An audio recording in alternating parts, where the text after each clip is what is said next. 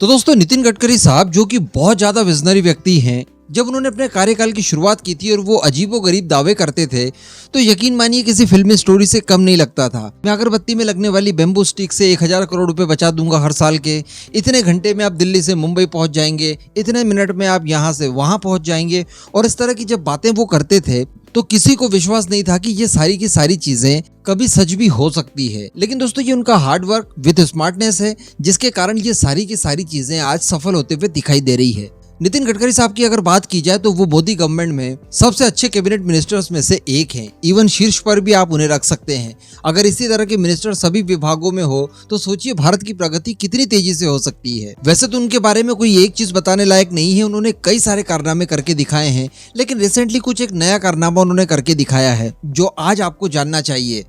Actually हम लोग अक्सर बात करते हैं कि अमेरिका इतना डेवलप है, इतना रिच है, उसकी इकोनॉमी इतनी ज्यादा है, इस वजह से शायद वहां पर सड़कें वगैरह ज्यादा होंगी क्योंकि इन सब के निर्माण के लिए उसके पास पैसों की कोई कमी नहीं है। तो सुनने और देखने में ये चीजें वास्तविक लगती है, लेकिन अगर इसके पीछे की सच्चाई देखी जाए तो सच्चाई ये है कि ये सड़कें वगैरह और बाकी के सारे इंफ्रास्ट्रक्चर वहां पर बेहतर थे।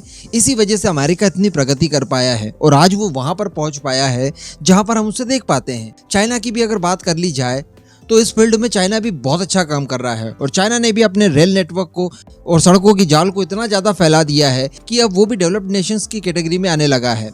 और यही कारण है कि इस तरह के देश बहुत ज्यादा प्रगति कर रहे हैं। लेकिन दोस्तों अब भारत ने भी ऐसा कुछ करके दिखाया है और भारत ने जो किया है उसके चलते हमने अमेरिका, चाइना वगैरह इन सबको कई गुना पछाड़ दिया है। जी हाँ, दरअसल एक खबर निकल कर आ रही है कि भारत में 100 घंटों के अंदर 100 किलोमीटर से ज्यादा लंबी सड़क बना दी गई। जी हाँ, और इस कारनामे को करने के बाद हमने एक वर्ल्ड रिकॉर्ड भी सेट कर दिया। इतने कम समय में इतनी लंबी सड़क आज तक किसी भी देश द्वारा नहीं बनाई गई।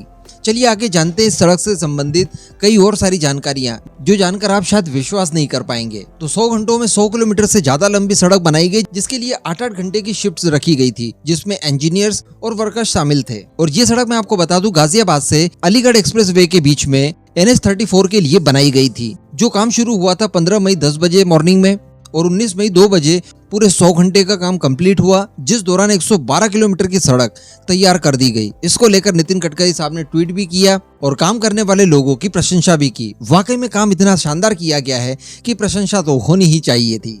अब जो 8-8 घंटे की शिफ्ट में काम किया गया था इस दौरान, तो बताया जा रहा है कि एक शिफ्ट में 100 इंजीनियर्स होते थे और साथ ही 250 मजदूर होते थे जो एक साथ कोऑर्डिनेट करके इस रोड को डेवलप करने का काम लगातार किए जा रहे थे। और आश्चर्य सबसे ज्यादा तब होता है जब हमें ये पता चलता है कि ये मई मंथ है और मई मंथ में भारत के अंदर कितनी गर्मी होती है ये आपको बताने की जरूरत नहीं है। हम भी अगर घर से बाहर निकलेंगे तो महसूस अपने आप कर लेंगे कि कितनी गर्मी सड़कों पर इस समय होती है। लेकिन इसके बावजूद ये काम इतनी ज्यादा तेजी से किया गया। हालांकि फिर भी शुरुआत से ही पता था कि ये काफी चैलेंजिंग काम है, इस वजह से काफी कुछ तैयारियां पहले ही कर रखी थी।